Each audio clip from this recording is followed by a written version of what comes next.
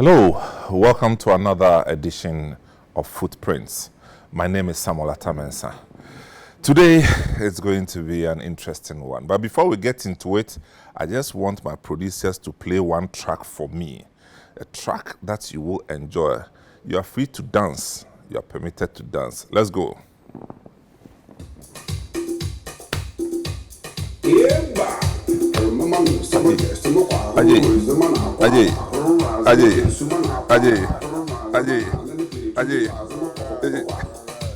Hey!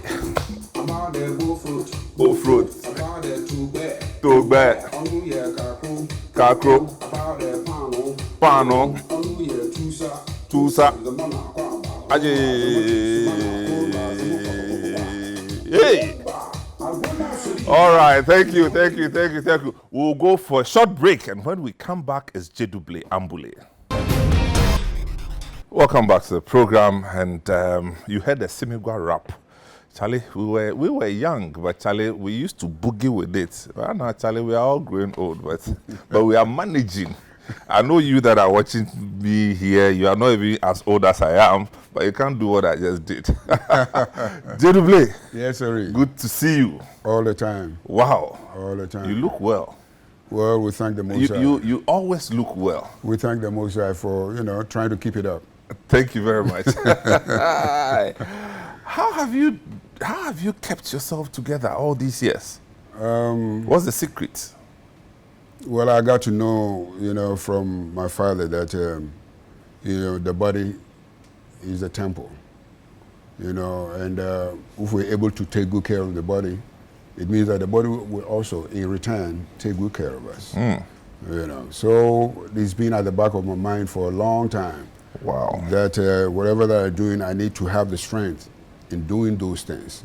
So I need to keep myself fit to be able to withstand whatever that comes my way. Wow. How old are you? I'm 72 now. Wow. I give up. 72? Yeah. And you still rock it like that? Oh, that's, Nothing has changed? Nothing can change it anyway. Wow. Nothing can change it. No, but it's good. It's good because you've never been out of season. You are always in season. Yeah. And at this time of my age, to the cost of traveling and all that in connection with performances over the years, and Europe and all them kind of things. So I think fairly things has been. It's been good for you. Yeah, very good. We thank God. God. Now tell me, you are one Ghanaian musician who has, a very, some appreciable penetration in international, music circles. Yeah. And you've been consistent over at least 5 decades. Yeah. 5 decades. Yes. I became aware of Gyedu-Blay Ambolley in the early 70s when I was a kid. Yeah. But, the whole thing about local rap music was something that excited the youth. Yeah. And so every Ghanaian youth, you would do the Ambolley rap. Right. How did you get into music? It's something that started back in secondary.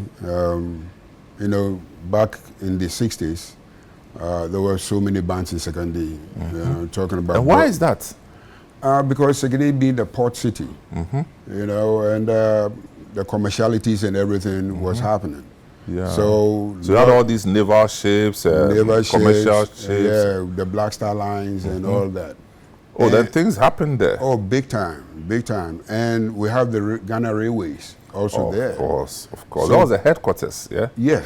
At the time, that's where the establishment was. And people from other, vicinities were coming there. You're talking about people from Cape Coast, Elminas, the Winnipeg, all of them were coming for jobs. Okay. Because railway was, the biggest employer. So it made that saturation, to become more stronger because people coming from different tribes were bringing their tribal cultures and influences and everything over there. So it was, it became a point that everybody wants to come. I remember I was speaking to Mark Tonto the other time, and he was telling me that, you know, back in Kumasi, they used to take the sleeper train. Yeah, You know, and come to Takoradi because they know that the action was happening. So they will come and, you know, so with all these bands around, I remember Broadway Band, I remember CK Band, Carousel 7. There were other bands called the Skylarks. Tell me about Broadway. I think it was very big then. Yes, Broadway was a big band. You know, talking about the front, talking about 2 alto players, 2 tenor players, 2 trombone players, guitar, bass player. Remember some of the songs they used to sing? Oh yeah, Aomunyamo dofu mefi mehu brewu subanti krofo bekan wasan moye nyimgwasis. No, but you're not part of it, but you can still sing. Yeah. So Broadway and some of the songs they used to sing that you can still sing today. Yeah, I wear you there. I want to sing a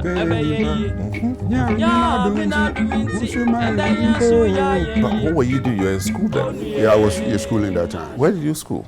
I went to Anglican school. I mean, where I was in secondary. In secondary, because my parents were there, so that's where I started my class 1 and things like that. When I got to Form 2 and things like that, you know, we had to move to Ketan. Ketan is another vicinity. Yeah, in secondary. Yeah, in secondary. So that's where the upper class schools and everything was set up. You're talking about the Anglican, the Methodist, the Roman Catholic, all of them were right on there. So it was in secondary that, unfortunately for me, because of the seamen, when time they travel outside, they come back with records. I can say that these seamen had such a huge influence on you. Oh yeah. Because you're walking and your English and your cruise. You know, because our seniors were doing those things. You know, we just sit back and look at them, you know, and whatever that they saw in America or in Europe, when they come, they demonstrated that. And the youth, you picked it, yeah, and then you became an area don. Oh yeah, the way they, you know, how they walk, and you know, some are trying to slang up and all that, you know, because the fascination was right there. Thank you. And you know, I also took some of the things that. But you kept them. Oh yeah, because that really groomed me. Okay. You know, into Give whatever you a character. Yeah, character and what I wanted to do, because, you know, the seniors and things like that, many things was happening. Secondly, like that, talking about gambling, talking about prostitution and things like all these things were around. Were there in abundance. In abundance. So I was seeing them as a child. Yeah. You know, and many a time to our seniors, they try to make you have that the mindset of, you know, the strength, you know, having that strong, you know, mindset of whatever that you want to embark upon. You know, I remember one time I was a kid and I had a conflict with somebody who was older than me, you know.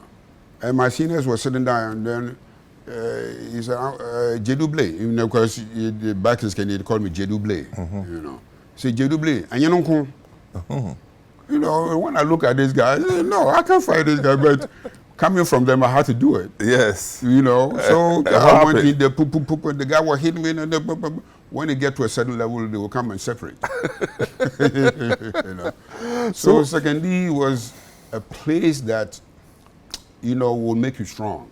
Yeah. You know, whatever that your vision-wise and everything that you want to do in life, your contributions and everything, secondly will help you to... a lot of your people talk about secondary with serious fondness. Yeah, seriously. You had nightclubs there? Oh yeah, we had you know, because if you go to Takoradi, Remember some of them?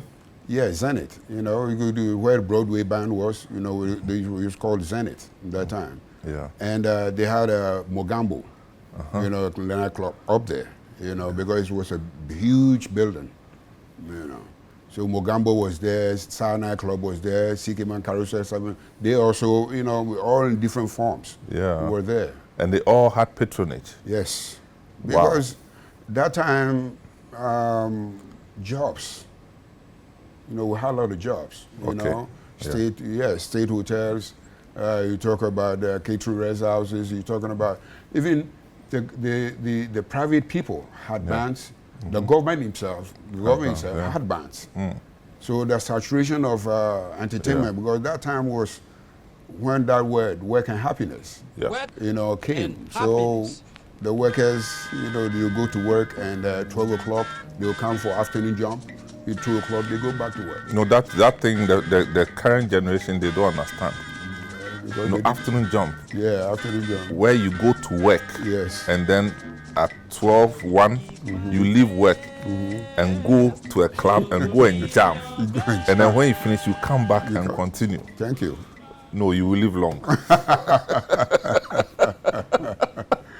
Yeah. But I think a few of the Francophone African countries maintain this thing where they leave work, go out for 2 hours, and then come back, into all sorts of things.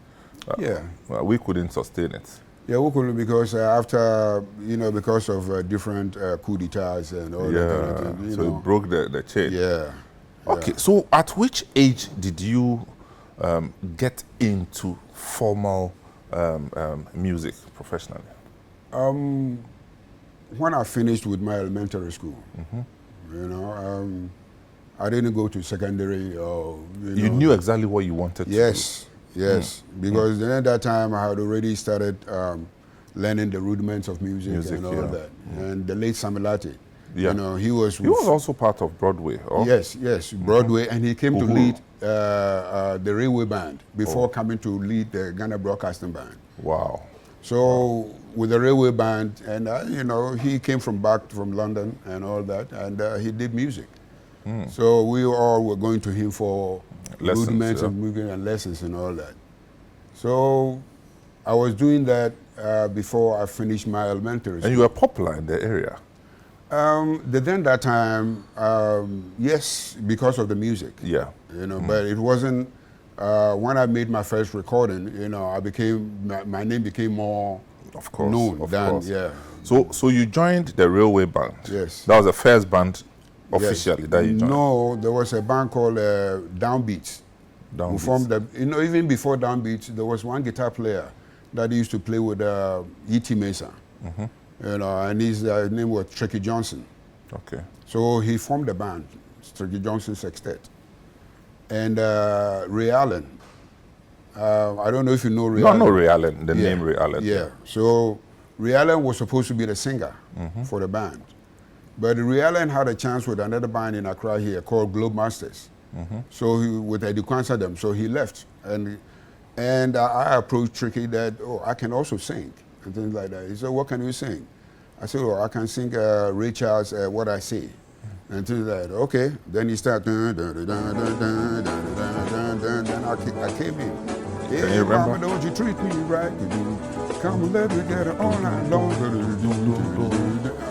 Man, when I finished, he said, hey, you have a job. Yeah, come back. Yeah, I have a job. So the man was very helpful because there were so many songs that I didn't know, but through that man, he opened my ears and eyes to music that were coming from the borders, the Western world and all that. So that was very helpful to me. Whoa. So then, on and on, you progressed? On and on. We formed the Downbeats Band. Then Downbeats Band was just for because there wasn't any structure. Tangible somebody leading the band. So I left and went and joined the Railway Band. Area boys. So I went and joined the Railway Band.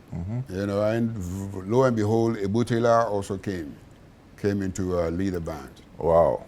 So was that your first official encounter with Ebo Taylor? Ebo Taylor. I've, adored Ebo Taylor then because they used to play with a band in Kumasi called Stargazers. Oh, Stargazers. And Stargazers, Eddie Kwanzaa was their leader, trumpet, Ebo Taylor, Enim, and all that. And I was enjoying that band because back in Sekendi, there's a movie theater there called Venice, and it's closer to where my mom lives. And when I'm going to go eat from my mom's place, there was a man who sells records, and when I get there, man, those music will catch me for almost about 2 hours. Because it was there that I started to know E.T. Mason, the tempos, and the Broadway, and the Stargazers, and the Mordineers, and all that. So, you know, that was a very big eye-opener. Because you were interested in music, I'm sure Yes. you took particular interest in Yes, it. yes. Yeah, Anytime I got there, I had to stop and listen. Good. So from the Railway Band, I'm interested in your how you got into the Uhuru Band. From the Railway Band, another band was formed called Hugas Extraordinaire by the late Kojo Donko. Kojo Donko is a diplomat. And so he formed that band. And they wanted a bass player because I was playing bass that time anyway with the Railway Band and things like that. So looking for a bass player, they came to call me. And we all went and gathered at Cape Coast, you know, for rehearsal because it was about 2 months to Christmas. So we all went and got stuck in Cape Coast, rehearsed. And from there straight we went to Kumasi, you know, to start playing the Christmas engagements and all that. You know, so that was the catapult of it. You know, gradually, you know, getting and then so from there you moved to. Yeah, so from Railway Band, from the Hugas Extraordinaire, when the band broke up, I joined another band at Meridian Band, you know, in Tema. In Tema, okay. Yeah. They were looking for a bass player and things, so they also came to call me. And I did like to go there because all those that I was playing with, they're all grown-up musicians. So I knew that I could learn, you know, from them. Yeah. And I was with them for almost about 1.5 years, living in the Meridian Hotel. Yeah. Yeah, from then. So kind of house band for the hotel. Yeah, exactly. And from there, I came down to join the Uhuru Band. Okay. So you didn't start with Uhuru? No. They had started before? Oh, yes. Remember some of the names? Because I know Stan Plange was there. Stan Plange, was he the leader at the time? Yeah, but you know, but he was the main leader before when he left. Ebo Taylor came to take over. Yeah, so this would include people like Charlotte Dada? No, Charlotte Dada left before Ebo Taylor. Oh, Charlotte Dada left. Yeah. First group of people who left. Yeah. She was a vocalist, right? Man, good band. One of the best female vocal singers that I've ever known. Charlotte, man, because Uhuru Band came to play in Secondie, and we went and I was just staring at the band, and this young girl in front of a big band, I said, man, she became my favorite because the way she was singing, controlling the band, and she knew her job. You know, so it's unfortunate that most of the recordings that Uhuru did, Charlotte didn't sing. They didn't allow her to sing that much, but her voice. Yeah. I thought that. But later on, she was on her own or something. Yeah. So I remember her on GBC back in the day. Yeah. Before she left for Germany. Yep. And things like that. Good. So Uhuru, how many years were you with Uhuru? Uhuru, I was with them for almost about a year. Oh, okay. Because there was one guy called the late Bensil Enchil. Okay. From Cape Coast. He came to record Ebo Taylor because they were, you know, they all grew up together. So he came to record Ebo Taylor, and I was the bass player for the band. And I told him that, I have some other songs too. So he came to my room and asked me to play, and I took the guitar, played. That's okay. We're going to add it to the recording. Wow. And lo and behold, that was what gave me the breakthrough. Gave me the breakthrough for Ghana to know that there is somebody with the name Gyedu-Blay Ambolley. Okay, so you remember that song that gave you the breakthrough? Yeah, Simgwadu. Simgwadu? Yeah. Let me play that song again and see how it. This is the original one, which you redid. Yeah. Okay, let's hear the Simgwadu again. Let's see. The Simgwadu, quietness, about the loose thing.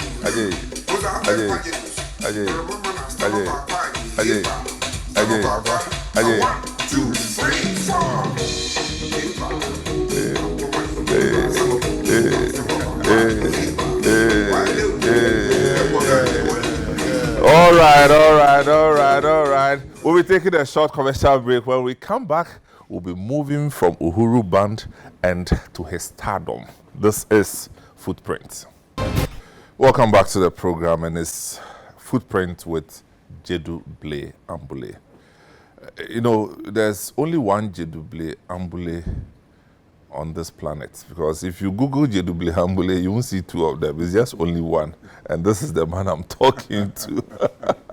Gyedu-Blay, so 72, 73, this is where people got to know about you as a person and what you could do. And your release became a straight hit everywhere. Straight up, because you know, the musical aspect of it, and there was a dance to it too.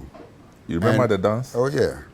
You want to demonstrate small? Oh yeah, it's all about the qualities of the, you know. Charlie, give me the song, because we need to demonstrate this song, because you know, you young ones, you think you get swag. See swag at 72. Is this one? Yeah, that's a song. Yeah, I can do that with it.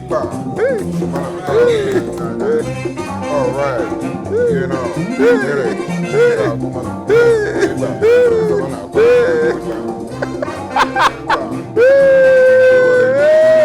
Waleji. That's a good one. That's a good one. So this is 73, 74, and it was Gyedu-Blay Ambolley everywhere. Yeah. Where did this take you from? Man, it took me a long way, because, you know, the dance to the music became a craze. Oh yeah, of course. Everywhere. Yes. I remember I met one man, and you know, he was telling me that your school times and things like that, these were the dance that they were doing. It was. Because he was able to copy me and things like that, now everybody started calling him Ambolley, that's all. Yeah. Because, so 73, 74, we were kids, but where I lived in Kumasi TUC Estates, we had somebody we used to call Ambolley too. Oh. Because he could do the dance and do his hands some way, and hey, everything was on point. So I'm sure every community had an Ambolley. Oh yeah, definitely, I think so too. And it's remained for a while. Yeah. At this time, were you still with a band? You're talking of 72. Yeah, 73. Yeah, because right from Uhuru Band, we went straight and formed Apeja Show Band. Oh, okay. Also with Ebo Taylor, right? Yeah. So was this in Takrady still? No, everything was in Accra here. Accra, okay. Yeah. So all the secondary boys had moved. All of because. And you left CK man there. Oh, I left because, well, he's an elder, so you have to take care. Yeah. You know. Oh, nice. So when coming down, and we formed the Apeja Show Band, we went to live at Teshinungwa Estate. You know. And we were there. So at the time, was it Teshinungwa Estate? Yeah. Okay. Yeah, that was the name. Okay, so this is in the 70s? Yes. Okay, yeah. And the music that I brought out also had a language. You know, about the two-cell, about the one country, my papa, you know.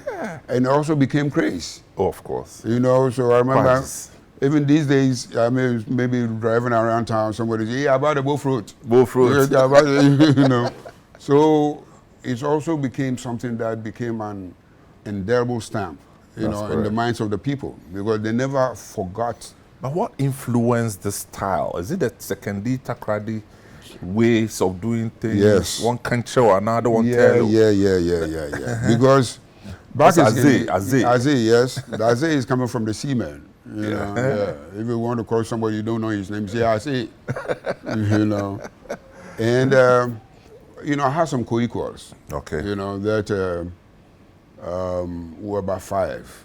And there was one boy among us called Ray Smith, Annual Smith, you know. And he's more crazier than me. You know, and many a time we just get together, form a circle, then we start the rhythm. But the rhythm, because we were children, we didn't have money to buy congas. And we started creating the rhythm with our mouth. You know, mama na stomach about hey about the tusa stomach tired or horse mama the corner man game kwa on we banchi so mama ta then man give me try mo don mama ko report say that taste man akwa pe and so be a bele you know to say you know, so many a time when we're doing that, the passerbys, when they get there, they get stuck. Yeah. And, you know, you see them smiling and things like that. So I told myself that I think this is something that needs to be kept. Yeah. So when I got involved, started to record and things like that, I said, man, I got to revive this, man. Good. So that's what I mixed up in doing my first recording. About the Tusa, about her mama, some of you. When it was, you know, people didn't understand the words. You know, people, but the words were crazy too much for them. The dance was too crazy too much. So it really caught up. Yeah. It really caught up because many a time when I'm going to perform, anybody that comes, he has the idea of what the expectations of what he's going to see because he knows that Ambolley does that, and they all come and join me. True. And sometimes I usually even meet crazier people than me because some people will come there are even more crazier and they will bring some steps and things like that. So when I see that, I say, okay, then I take that. You know, that add to your repertoire. So because that's where the creativity was, you know, climbing and things like that. Good. So you kept this. At some point, I kind of linked you to Tema Food Complex. How did that happen? Because then that time we were at the Tashinungwa Estate, and there was a club there called Stereo Sport. Stereo Sport, yes. Yeah. Yes. And the accountant for Food Complex, they used to come over there because, you know, there's a group of seniors, you know, and that was... No, Stereo Sport was big. That time, So many a time to the owner of the Stereo Sport would ask me to do something, you know, because, you know, a group of... Is it Mr. Batplanch? The Chris Batplanch or something like that. Yeah. And, well, it's from one thing that leads to another anyway. So in doing those things, sometimes, you know, I'll take the microphone and they'll put my record on and I'll be singing and do my thing. So Mr. The accountant, I forgot his name though. He saw me then, after my performance and everything, he called me. He asked me, what am I doing and things like that. I told him we had a band and things like that. He said, no, the next day, you know, come to Food Complex. When you come, ask for Mr. His name was Mr. Santi. So when you get there, ask for Mr. Santi. So the next day, I went. When I called Mr. Santi, they phoned him and things like that. So I went to his office. And right from there, he employed me to be with the... Well, they had a band. Yeah, they have a Food Complex band. You know, they call them Complex Sounds. Wow. You know. And when I went and saw them... those days, Tema was... Oh, yeah, it was happening. It was happening. Because then that time, Takoradi has been moved to Tema. Tema, yeah. So this must be the reason a lot of fancies, you know, Tema had a lot of fancies there. So they all moved from secondary Takoradi and... Because the jobs with the Black Star Line and everything was moved to Tema. You know, after the establishment of the Tema, the port. So it became more vibrant than even Takoradi because all of them had moved. All the seamen, all of them moved to Tema. Of course, it was closer to Accra too. So. Exactly.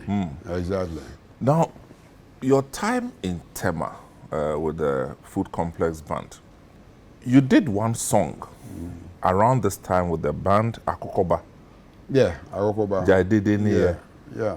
I want to play that song small because I want some Akokoba to Gyedu-Blay. This is with the Food Complex band. Yes, that's what I'm saying. Yeah.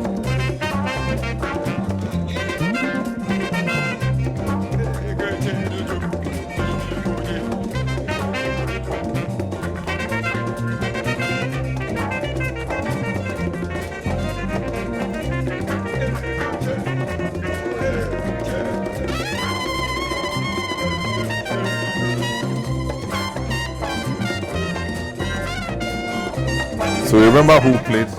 Yeah, that Tommy The King. sax. Yeah, the Yeah, sax yeah. player is Bobby Isiama. Oh, okay. Yeah, he is playing now. All right. And And you, Tommy King. but you also play sax. Yeah, I At play that time, sax, you but were that not- time I wasn't playing sax. Oh, okay. Okay.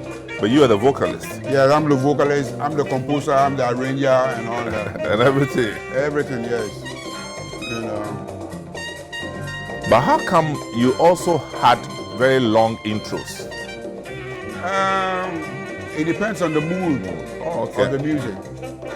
You know, because sometimes you have to let them groove before you start to interpret the meaning of the lovely, music. lovely. So that was Akokoba. Akokoba jedede here. Onwamenobu onye kentena asi. You know, but these were some of the things that our elders were saying. Saying, of course. You know, back in Segendi. You know, Akokoba, you know, there means like empty barrels, you know, that makes the most sound. Yeah. You know, so Akokoba, the little ones makes more noise because they are hungry, you know, following their mother. You know, so say jedede here, because at the end of the day, you go back under the basket. So, you can tell us. Now, easy. So, from this period would take you to 76, 77. Yeah. You know, but I was again. I moved to go and live in Achimoda, and while I was in Oda, there was a band that you associated with, and it was the loudest thing in Oda. A band called Zantoda. Yeah, Mark III. Zantoda Mark III. Yeah. And you know, my images that I have of Zantoda was their posters. They did the Zantoda Mark III posters everywhere. Oda Old Town. Old Town, yes. The Point. The Point. Yeah. Oh yeah, it's easy pen. So how about Zantoda? Because you formed Zantoda. Yeah. You left Food Complex. Food Complex, yes. And then went to start Yeah. your own thing. And Because, how did that come about? There were some guys in London, and they saw me with Food Complex band. But because that time we had done some recordings and things like that, so they got to know of those recordings in England. So they came down, and I met one of them, Mr. Upon, and they told me that they wanted to form a band, and they want me to take over the band. So we were there. They brought a set of instruments and everything from England, you know, and we formed the band, and we were trying to get a name for the band, you know, because the Zantoda name is coming out of three names. You know, my back is from Nzima. So the Z in Nzima, they come with the Z come then. There was one of the those guys that from the band. One was from Antwerp. Antwerp in Ashanti region. Yeah, in Ashanti region. And Upon is from Odan. So the Z and Ant. Nzima, Antwerp, Odan. Zantoda. There you go. And you did it Mark III. Where from the Mark III too?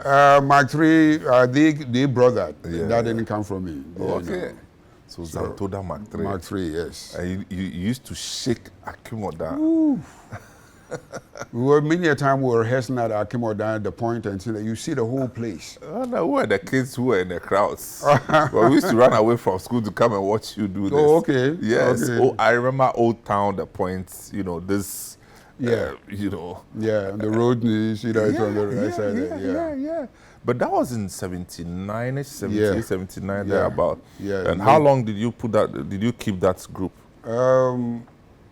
We kept it, I kept that group for almost about 2.5 years. Because we formed the band late past 78 into 79. Yeah.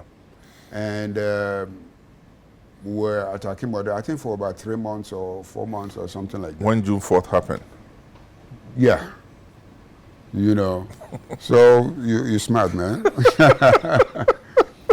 You know, so we're there rehearsing and things like that. After all said and then, we came to Accra because, you know, now the band is set, so we have to start, you know, playing engagements and all that. So we came to Accra and things like that, and it came to a time that those that brought the instruments and everything set up engagements and everything in England. So it means that the band had to go to England. So that was my first time, you know, taking my band and everything to go and perform. Outside Ghana? Outside Ghana. You know. So we went to England. We were there for almost about, closer to about a year. Were you doing a tour? Or Yeah, just... we did. The unfortunate part of the band was, when we got there, there was, after about 3 or 4 months, there was a controversy. Scate. Yeah, in between the organizers, those that bought the instruments and everything. There was a controversy between them. So those gigs that they had planned and all them kind of things all came to a standstill. Oh no. You know, because they were quarreling among themselves. So we were there. But tell me, just walk me through, in England, what were some of the gigs? Where did you perform? What occasions were you? We were mostly performing at, there was a place in England called The Venue. Okay. The Venue is closer to Victoria in England. And The Venue is a big place that most of the big names perform there. Okay. And that night, we performed there. That night when we were performing Mick Jagger, Rolling Stones.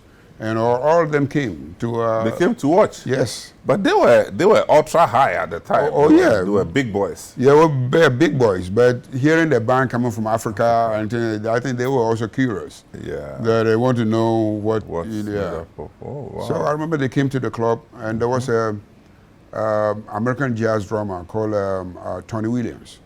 He used to play with Miles Davis. And he also was at the club.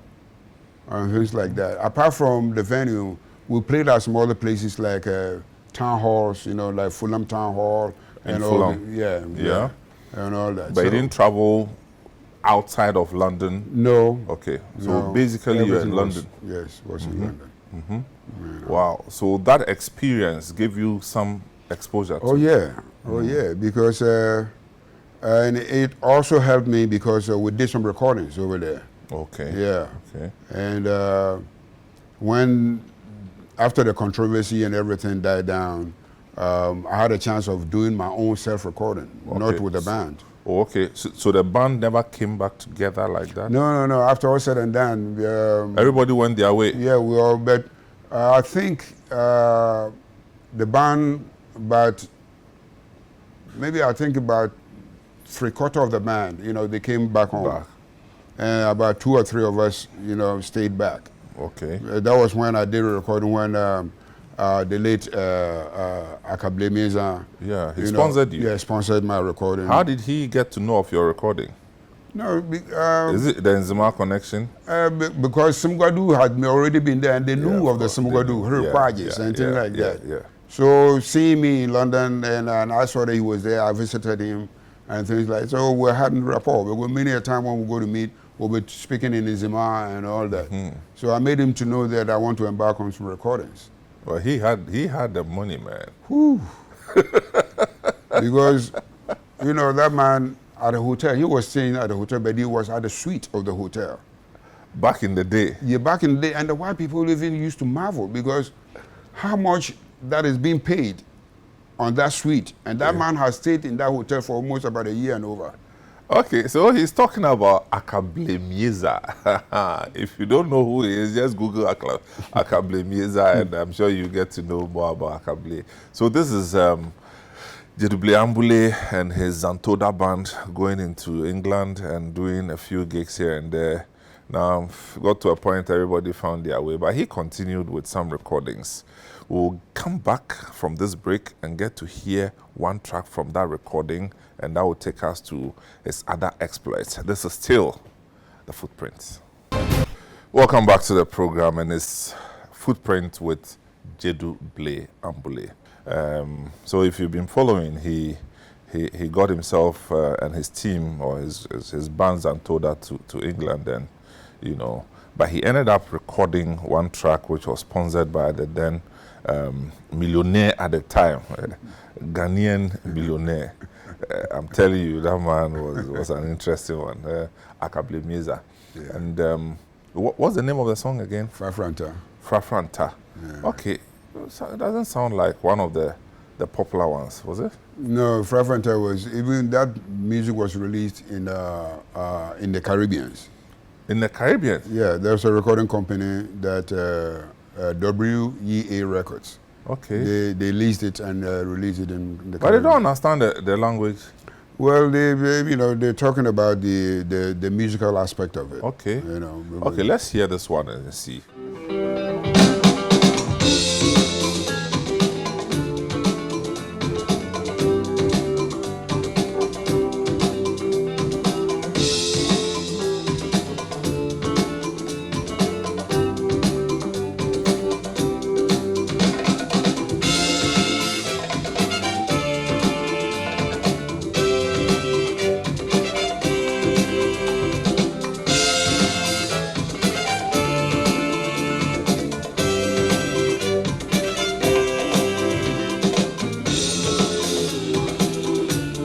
Okay.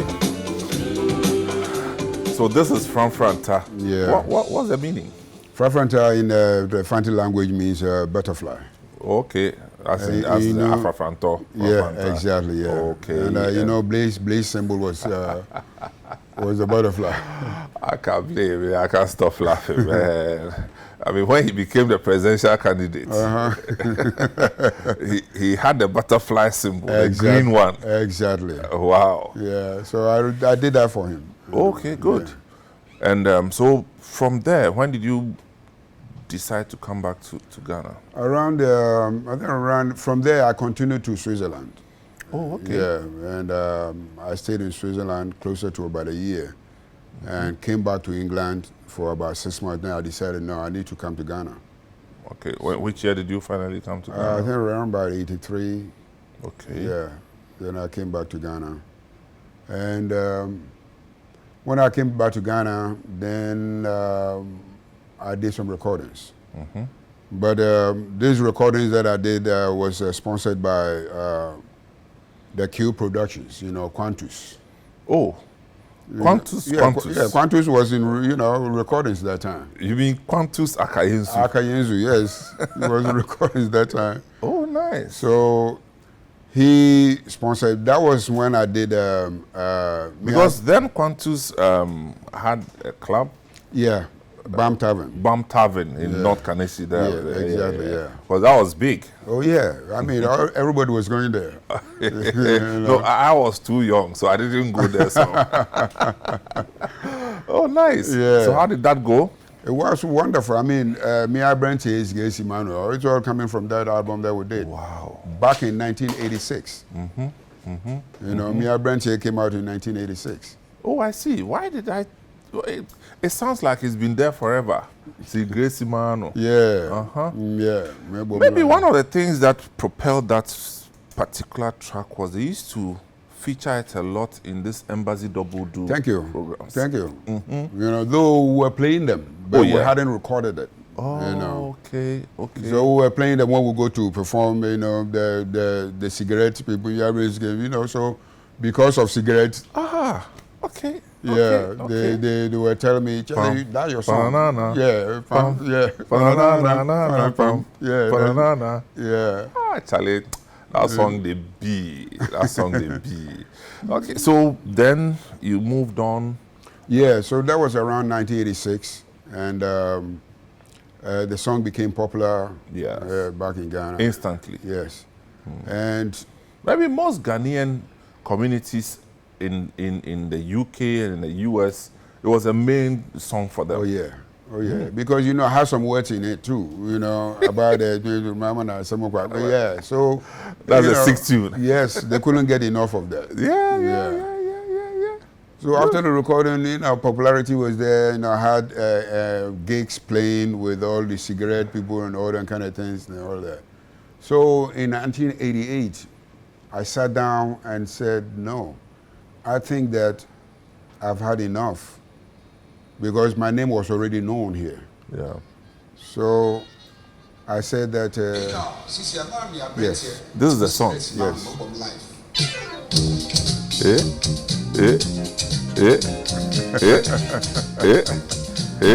All right. Sally, as for this song, it's timeless.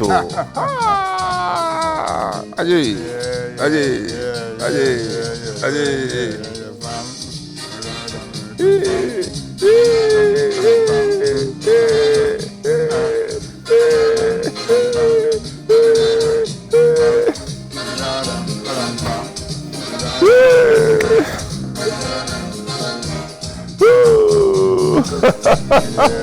Oh, nice one, nice one, nice one, nice one. So this was in 86, 1986. Yeah. Good. So from 86 getting into the 90s, how did you spend your time? 86, my name, it's been out there, apart from the first recording, Simgadu, and this also came to continue. Oh yeah, that's And true. things like that. That's true. So, was there in 88, I looked at myself, I said, man, my name is already known here. So if you want to know and trust yourself as a musician, there's only one place that you need to go, and that is America. Coming to America. Yeah, yeah. So at 88, I decided, no, I got to go to America because, America is the entertainment center. Yeah. And if you think that you are a You're a big musician boy. and things like that, go there. So I packed up around getting to the end of 88, flew straight to New York. Hey, Yeah, yeah. that's serious business. Seriously, because, man, I was determined anyway. Yeah. And when I got to New York, anytime you go to a new place, everything is new, Yeah. so you need to take your Take time your to know what's happening. familiarize So, yourself. Yeah. yeah, and I was there, and I found a job, as a security officer, there because I had to pay bills. Of course, of know, course, of yeah. course.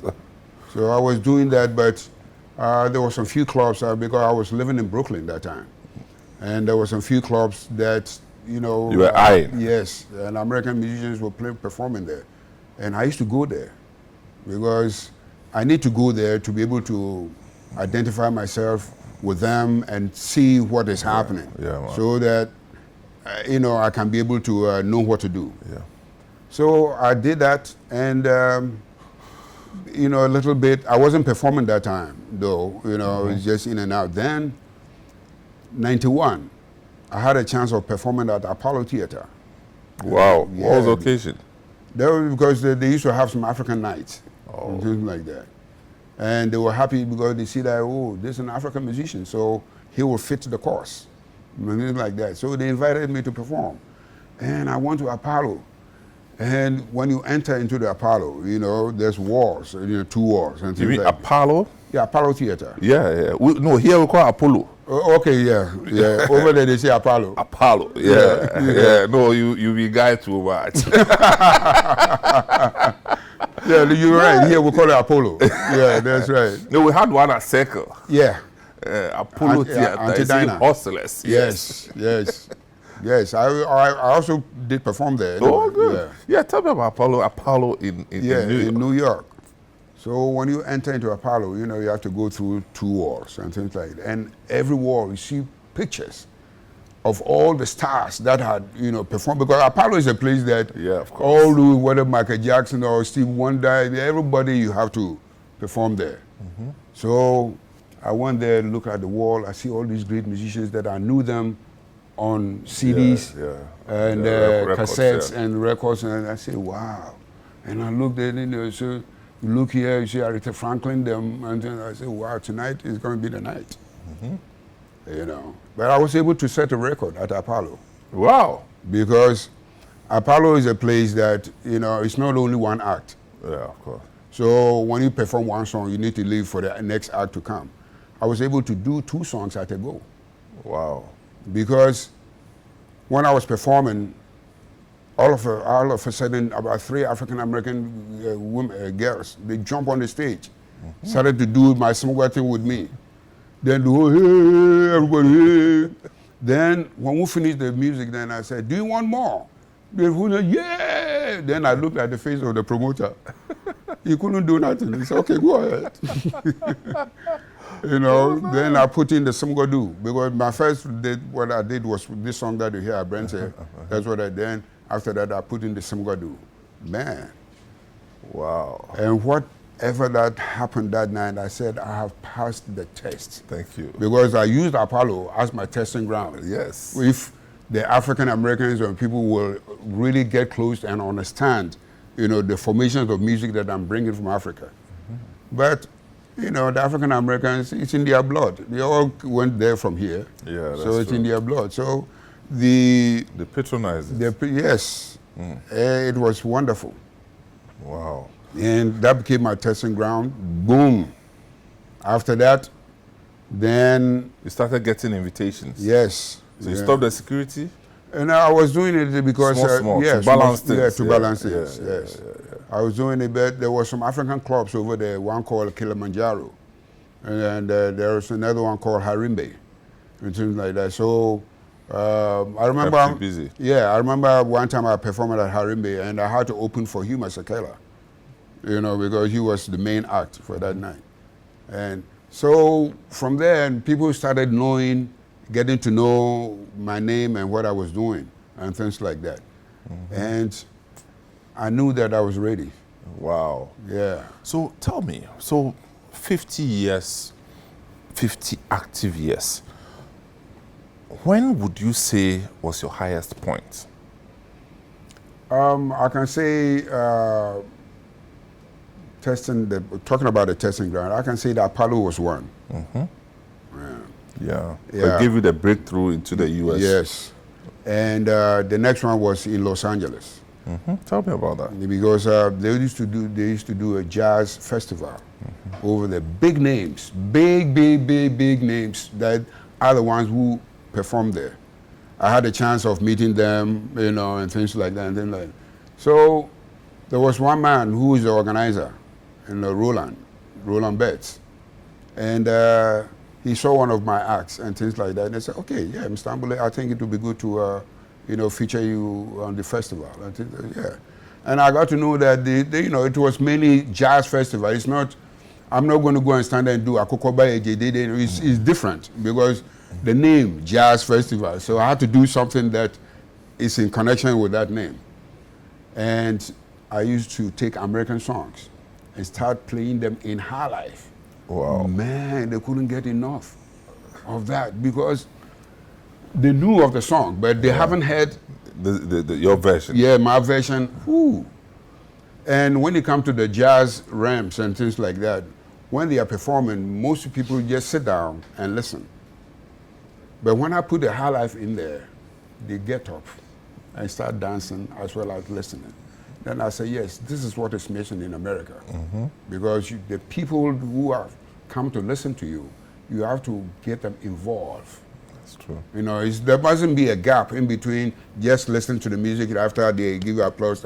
No, you have to, because any given time performing, those that can't get up, if you watch their feet and everything, their feet is working. Yeah, tapping their feet. They are tapping their feet, and those that can get up, and I mean, it was wonderful. So, LA, highest point.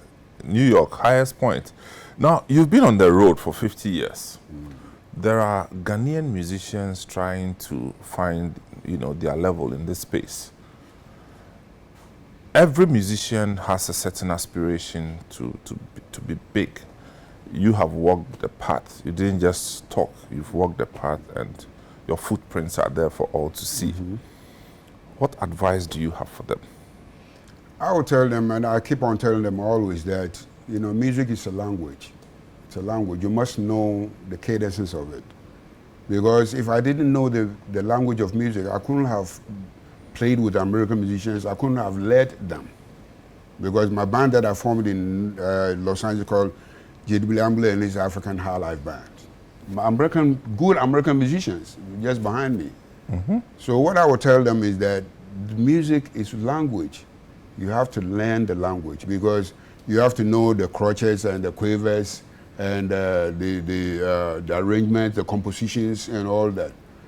If you know all these things, anywhere that you travel to, it will be very easy for you to liaise with other musicians that you go to meet there because you understand the language. So, hey, we've been having a chat with our big brother Gyedu-Blay Ambolley. I think it's been wonderful. It's been wonderful. I've been looking forward to this occasion because I knew the songs in bits, and Gyedu-Blay has been around for a while, so but today we've seen it happen live, and before we leave, the way we came in, we have to go out the same way. As he's a Westerner, I'm also Central, and so I saw na nyumne de obubum nti eja Miami Abranti is in nature there. Otem. So this is where we part company. This has been the Footprint with Gyedu-Blay Ambolley. My name is Samuel Atamensa. Ajay.